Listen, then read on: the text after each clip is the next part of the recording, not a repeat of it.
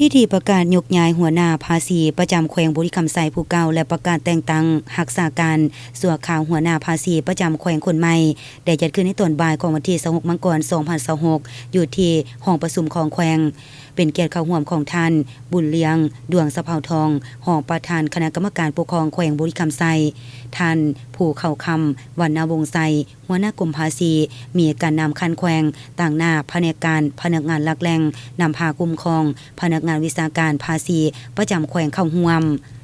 ปฏิบัติตามข้อตกลงของรัฐมนตรีกระทรวงการเงินและนิติกรรมที่เกี่ยวข้องรัฐมนตรีกระทรวงการเงินเห็นดียกย้ายท่านแก้ววีลาทิพย์ดาราหัวหน้าภาษีประจำแขวงบุรีคำไซผู้เก่าไปประจำการอยู่ห้องการคณะกรรมการส่งเสริมและคุ้มครองการลงทุนแขวงบุรีคำไซเห็นดีแต่งตั้งท่านทศกรสุภาษิตห้องหัวหน้าภาษีประจำแขวงบุรีคำไซขึ้นเป็นรักษาการหัวหน้าภาษีประจำแขวงบุรีคำไซในพิธีทานบุญเลี้ยงดวงสะเภาทองต่างหน้าให้การนำของแขวง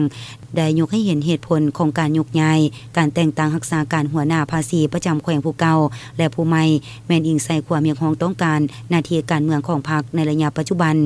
พร้อมกันนั้นผู้ที่ถูกแต่งตั้งรักษาการหัวหน้าภาษีประจำแขวงคนใหม่ตลอดฮอดพนักงานวิชาการทุกท่านจงได้สืบต่อนำภาษีนำเวียกงานรอบด้านที่ได้วางไว้ให้บรรลุคาดหมายและลื่นคาดหมายปฏิบัติหน้าที่ด้วยความรับผิดชอบสูงบนหลักการนิติกรรมและกฎหมาย